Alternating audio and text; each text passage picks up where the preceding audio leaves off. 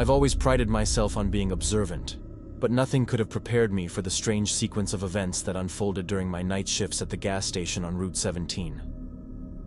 What began as subtle, almost imperceptible oddities gradually transformed into something far more unsettling. The station itself is unremarkable. 2 pumps, a small store stocked with snacks and necessities. The shelves are lined with the usual array of chips, candy bars, and energy drinks, their colorful packaging a stark contrast to the drab, gray walls. The neon sign outside flickers intermittently, casting erratic shadows across the empty lot.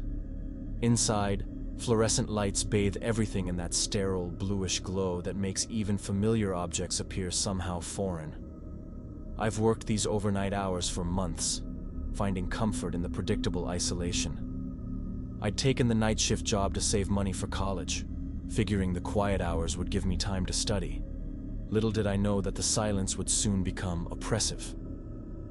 My first hint that something was different came from the smallest details, sounds that didn't quite belong, movements glimpsed in peripheral vision, disruptions to the expected rhythm of solitary work. These weren't dramatic revelations, but quiet, persistent intrusions into my carefully ordered world. It started with tapping, soft, deliberate percussion against the glass door around 1 a.m. Each tap grew louder, more insistent, as if whatever was making the sound was growing impatient. I could feel the vibrations through the glass, a subtle but unnerving sensation. When I looked up from cleaning the counter with lemon-scented disinfectant, nothing waited outside except darkness and my own reflection staring back. The tapping repeated, tap, tap, tap, more forceful each time, as if demanding acknowledgement. I approached the door cautiously, my footsteps squeaking against worn linoleum, but found only empty pavement and the distant hum of the highway.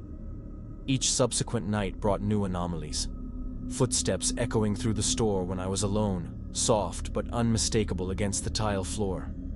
I'd spin around, expecting to find a customer who had entered unnoticed, but the aisles stretched empty before me.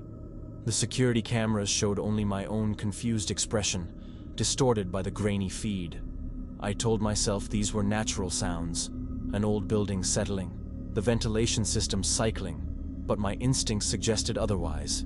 Then came the visual confirmation. Last Tuesday, while flipping the closed sign, I noticed a silhouette across the road.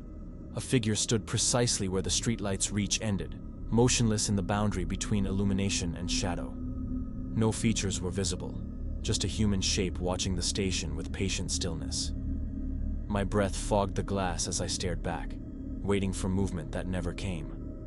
The encounter left me unsettled throughout the drive home. I checked my rearview mirror repeatedly, but the road remained empty. Sleep came fitfully, interrupted by mental images of that stationary figure. Who stands motionless on a deserted street at 2 a.m.? What purpose could such vigil serve? The following night he returned. Same position, same unwavering attention.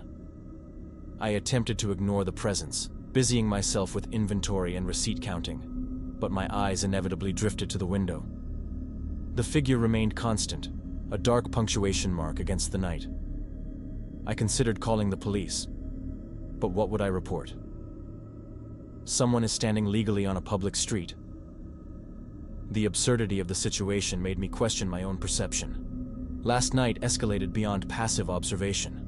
I was adjusting the temperamental coffee machine when the lights flickered, just once, but enough to make my shadow jump across the wall. The tapping resumed, louder and more urgent than before. When I looked up, the figure stood directly outside the door. The figure's silhouette was tall and thin, its posture rigid and unnatural.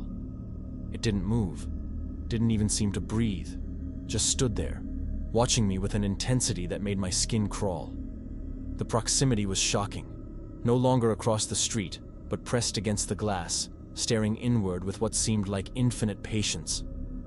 I couldn't discern facial features, whether due to darkness or some other reason, I couldn't determine. My hands trembled as I reached for my phone, but the figure raised its arm and tapped again. Tap, tap, tap. Slow, measured, deliberate. I stood frozen, caught between rational thought and primal fear. The tapping continued rhythmically, hypnotically, while the silhouette remained perfectly still. Time became elastic. Minutes felt like hours as we regarded each other through the glass barrier. Then, without warning, the figure turned and dissolved into the darkness as if it had never existed. Tonight, I'm working again. The closing routine approaches, and dread pools in my stomach. Each glance toward the window carries the weight of anticipation. Will the figure return? Has it been there all along, just beyond my notice? I keep thinking about patterns, about the escalating nature of these encounters, about what might come next. The most dangerous mysteries are those that hide in plain sight, camouflaged by the mundane. Who would believe me? A night shift worker reporting strange behavior from a silent stranger? The isolation that once comforted me now feels vulnerable, exposed. I must finish my duties now. The keys feel cold in my trembling hands as I prepare to lock up. Whatever waits outside, I'll face it alone. Again, wish me luck. I hope I make it through the night.